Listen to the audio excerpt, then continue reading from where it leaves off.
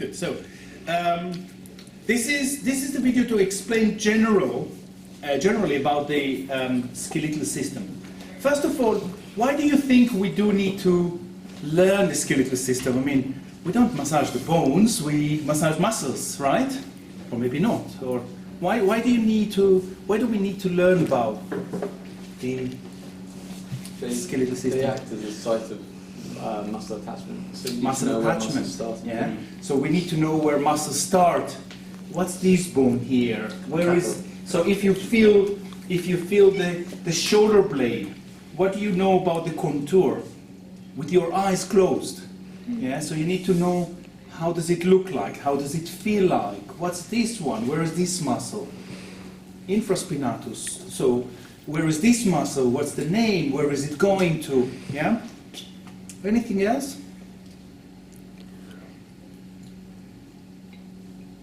So palpation, we need to palpate, yes, and sometimes maybe knowing a bit more about the fractures and bone problems. Have you heard about osteoporosis? Mm-hmm. So we need to know how does it act well, and then what happened in pathology, what happened in problems, okay?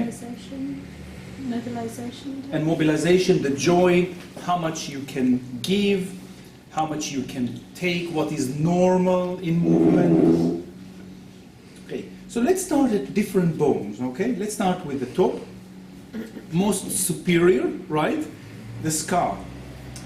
What do you think the function of the skull? Protection. Yes. And is it a thin bone? Is it a flat bone? Is it? It's quite thick, isn't it?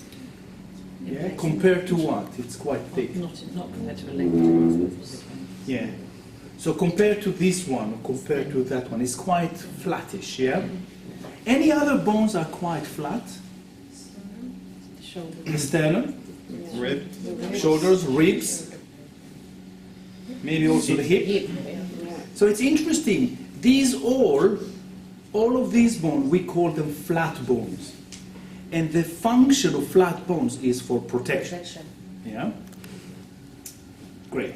Let's look at these limbs. Do you see how would you call them? Simplest. Long bones. Yes. So they are long bones.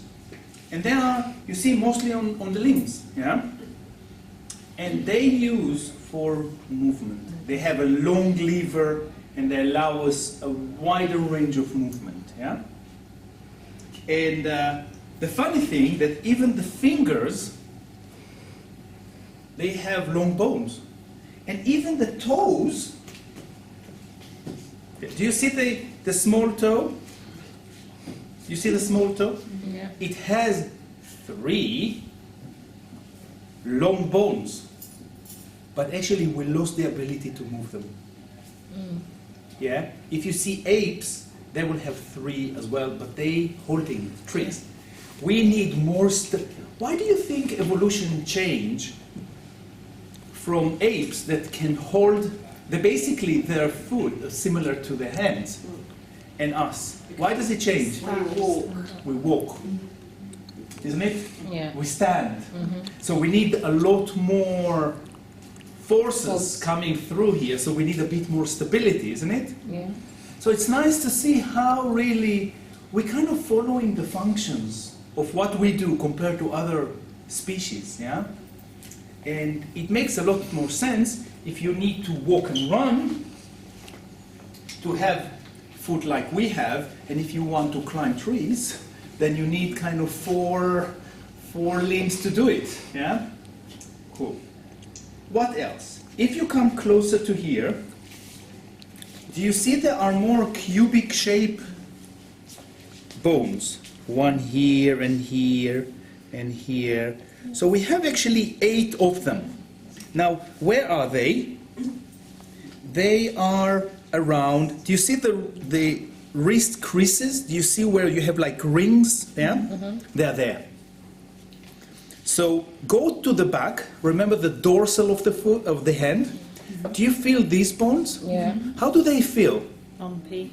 They feel short or long? Long. So they are these bones. Do you see these bones? Mm-hmm. So the short bones are right around the wrist. Yeah? Good. And look at the feet. We have something quite similar. Do you see how they look like cubic? You know, like squarish, yes? Yeah. Neil, you want to come and see that? So, yeah? And one really big is the heel bone, yeah? Calcaneal bone. So they're all different. They are not long. They are short. So we call them short bones. And the short bones are only in two places in the body. Yeah? Wrist and the ankle. Yeah? Right, wrist and the ankle. So in a way, they're kind of similar in position. Yeah? So, and look, something interesting. We have here in the arm one bone and one bone. Here we have two bones and two bones. Yeah? And then you have in the short bones here and there. So they are quite similar in the arrangement. They're not identical, but they are similar in the arrangement. So if you learn one set of limb, the bone arrangement is more or less the same. Yeah? 5 fingers, 5 toes, etc. Now there are, however, 2 more types of bones. One they call irregular bones. They just look irregular, like the facial bones, the spine. Yeah? So they call irregular. Yeah? Sacrum here, coccyx. We'll look at all of them. And the last one is a bone that looks like a sesamoid, and it's called a sesamoid bone. And after, later on, we'll talk about the function of it. Yeah? So that's what we're going to do. We're going to look first at how the bone is made up of inside, like if you're under a microscope, and then after that we'll evolve more into different bone, different areas, how they function together. That's our next direction. Okay?